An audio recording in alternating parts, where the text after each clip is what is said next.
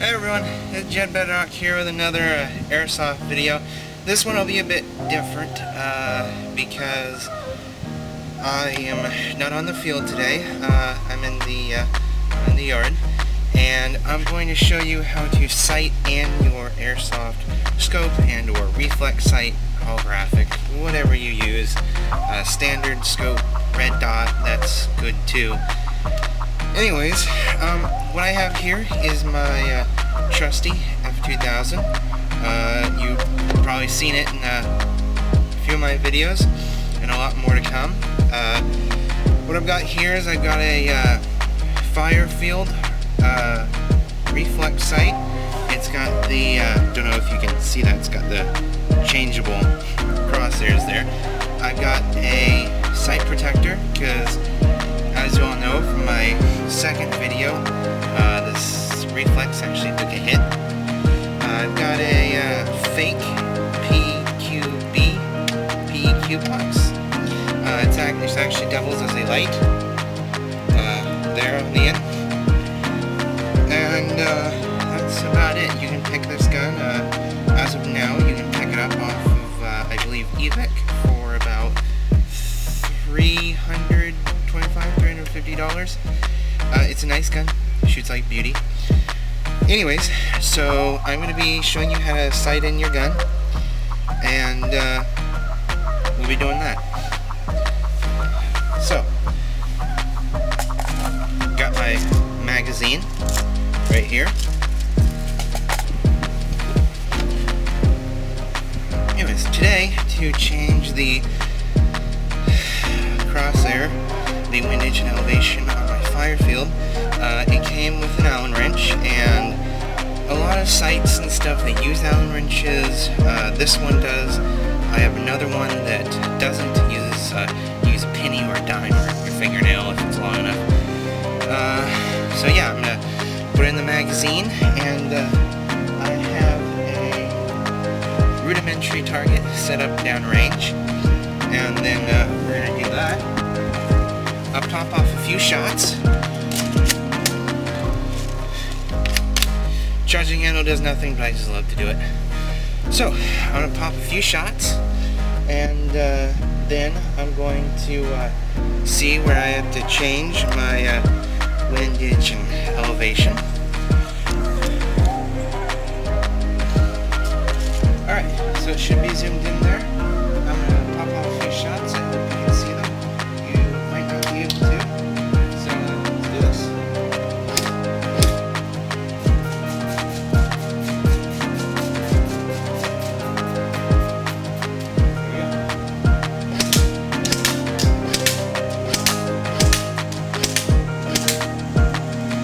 Okay, so you can clearly see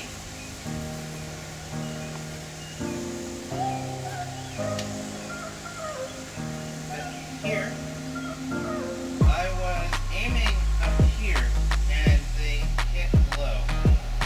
So what I'm going to do is I can remedy this a few ways. I can either turn the hop up further up, or I can bring the sight down. So I'm going to pop a few more shots to make sure where I am, if it's not blowing.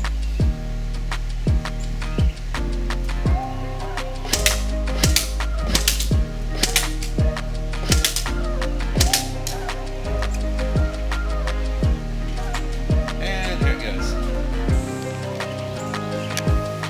So, as you can see, I have my target here, and it's windy out here.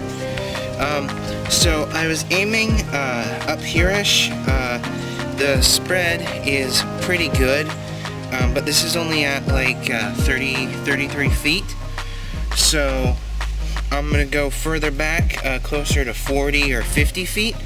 I'm going to get a new target, try it again, and odds are that the reflex sight and the gun will not shoot in tandem like they did so well here because it's such a closer range.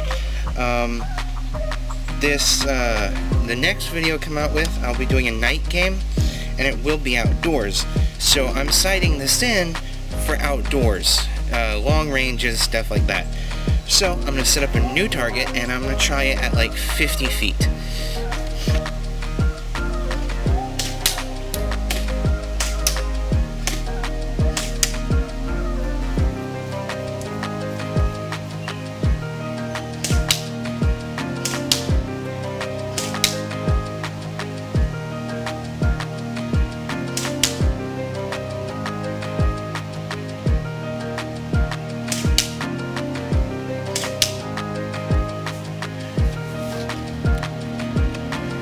So, as you can see from this target, I was about 50 feet, maybe 60, and I was aiming here. And you can see that my shots went high, which means that my reflex sight does not match up with the hop that I have on the gun. Now there's two ways I can solve this. Either I want to hit the person at 60 feet, and that's when I want my sight and my hop to meet at that 60-foot mark, which is what this is not doing. Or I want my sight to be roughly more accurate around the 100-foot range, where I would bump my sight upwards to compensate for the hop, and then somewhere along the way they'll meet. Now obviously if I had a sniper, I would want this to be a lot more accurate, but when I can put like 50 shots out in a matter of a few seconds, I don't really need that sort of accuracy. I'll probably hit them before they knew they were getting shot at. So I'm going to use the same target. I'm going to adjust my reflex sight to do this. So I'll show you how I do that.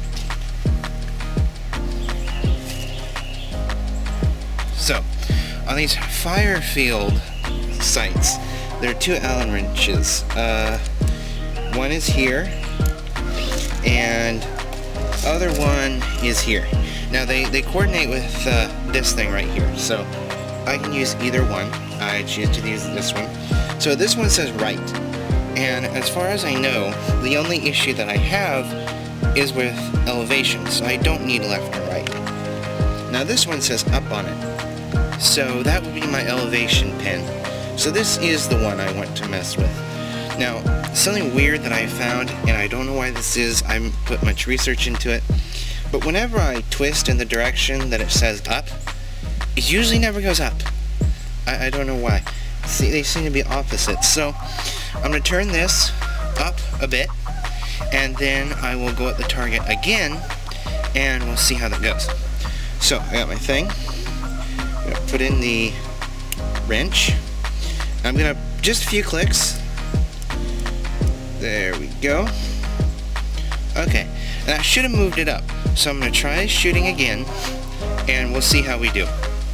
So now what I'm going to do is, now that I got my target up there, posted in a weird way because I was tired of it blowing around, I'm going to take my wrench with me, and I'm going to adjust the height accordingly for every shot to make sure that I hit the target roughly right where I want to hit it at the range that I'm at. So that's what I'm going to do now.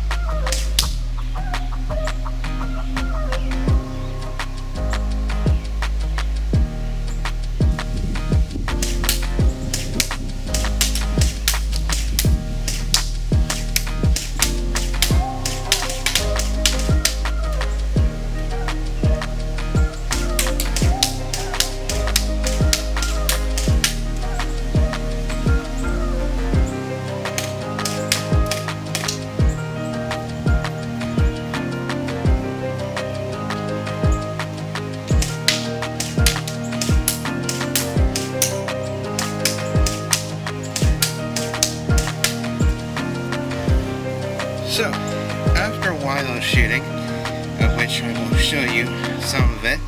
I was about 20 to 30 feet away from the camera, so sound might have been muffled a bit if you could hear it at all. But anyways, I managed to get it so that the sight and the gun were shooting at approximately the same location within my margin of error. I was able to get it so that it was shooting almost right on the dot. I kind of tore the target to pieces, but I was quite pleased with how close I could get it to shoot at about 60 feet. So basically what I mean is I've got it as precise as I can get it for what this is, because this gun does not come equipped, for as much as it costs, it doesn't come equipped with a type bore, and I haven't bought one for it yet. So the BBs shoot within my margin of error for the barrel that it has. Obviously, if I had a type bore, it would shoot a lot more accurately. The FPS would probably be higher. This is shooting around 380.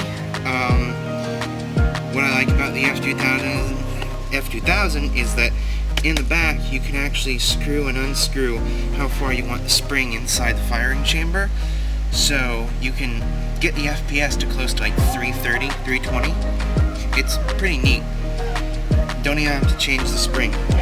Anyways, I got it close. The target's pretty torn up.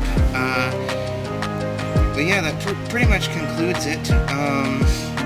Just for kicks, I have a hand-drawn target here that looks like a dude's face, and I think I'm ready to knock the teeth out for the end of this video. So, I don't know how well you can see it, but there's the target with the guy's face, and I'm getting ready to lay into it, full auto. I hope you guys enjoyed the video. I have more airsoft footage coming next week once I am able to go to the night game, get the video processed. It's going to be pretty cool. Until then, this is JedBedrock signing off. Please like and subscribe.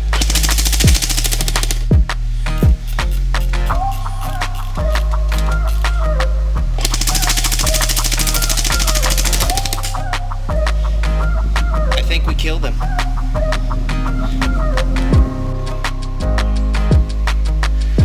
Yes, kids, this is why we wear face protection. Have a good day. See you later.